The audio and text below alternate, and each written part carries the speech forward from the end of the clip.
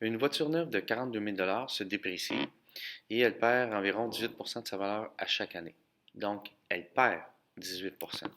On démarre toujours avec notre 100%, notre valeur totale initiale, auquel on enlève, donc une soustraction, on enlève 18%, ce qui fait qu'il me reste 82%. 82% est l'équivalent de 82 sur 100 ou de 0,82. Donc, c'est ce qui va être notre base dans notre équation. Alors, notre équation sous forme exponentielle, f de x est égal à 4200 fois ma base qui est 0,82, exposant x, mon nombre d'années.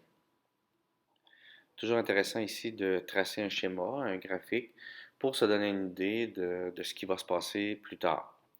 Donc, simplement tracer les deux axes avec notre valeur initiale qui est de 42 000 et la courbe va en diminuant puisqu'on a une perte de 18% par année, diminution qui va être de moins en moins rapide. Alors ici, dans un cas comme celui-ci, ce qui est intéressant, c'est peut-être aller voir, par exemple, au bout de 5 ans, quelle sera la valeur de ma voiture. Donc, si je veux savoir quelle sera la valeur de ma voiture, je vais devoir remplacer X, le temps, par 5.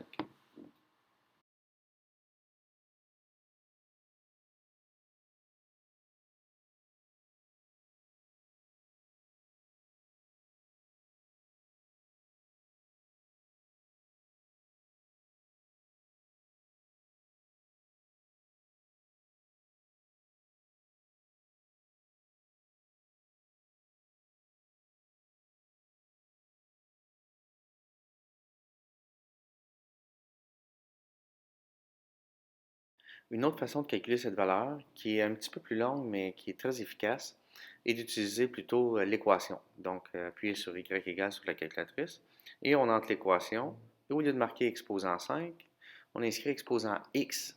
Ensuite, on va voir dans notre table des valeurs, et on a non seulement notre valeur pour 5 ans, mais on a aussi toutes les autres, pour aller voir au bout de 10 ans, 15 ans, et ainsi de suite.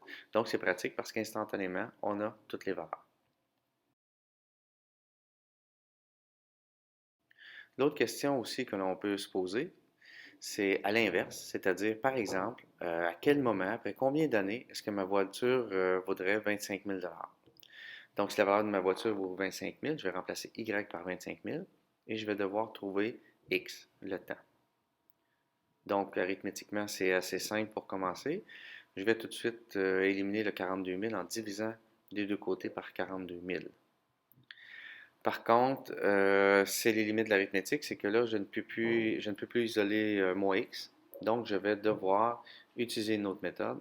Je vais devoir utiliser les exposants. Donc, ma division de 25 000 par 42 000 me donne 0,5952. Alors, mon équation va être 0,5952 est égale à 0,82x. Et je vais devoir transformer ceci avec les logarithmes. Donc, la base du log est toujours la base de mon exposant, donc 0,82. Et log servent à trouver l'exposant, alors c'est égal x.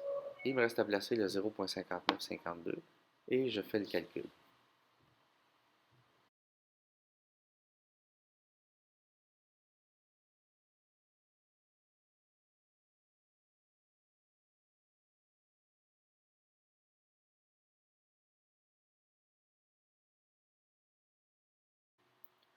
Donc, ma voiture aura une valeur de 25 000 après un peu plus de 2 ans et demi, 2,61 années.